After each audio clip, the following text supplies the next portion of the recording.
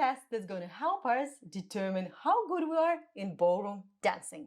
So how it all works. This test is based on the study of 2012, which was called Significant Prediction of Mortality. Now, many scientists suggest that the test is not a true predictor of how long you're going to live, but a real indicator of the strength, balance, and flexibility.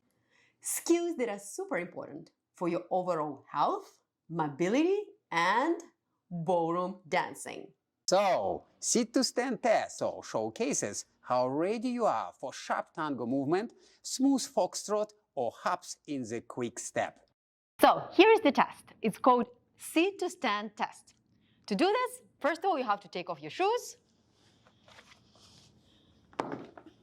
And here we are.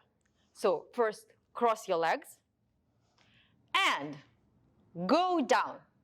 Sit down without using your arms.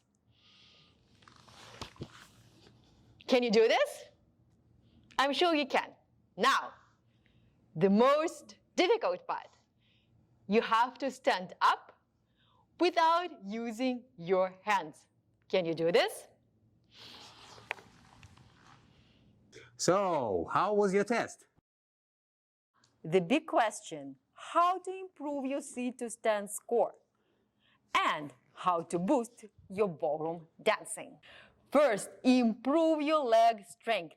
Incorporate exercises like squats to build strong, dance-ready legs. Tip number 2, do core stability exercises. Engage in planks and improve your core strength, boost your balance and stability.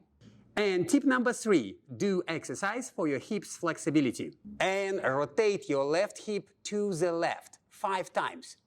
And 1, 2, and 3, and 4, and 5. And now right hip to the right. And 1, and 2, and 3, and 4, and 5. And here you have it, the sit-to-stand test to check your strength, balance, and flexibility. And it's all these elements very important for success on the dance floor. And by the way, if you want to improve your ballroom dancing, we have a fantastic training, Ballroom Dance Formula.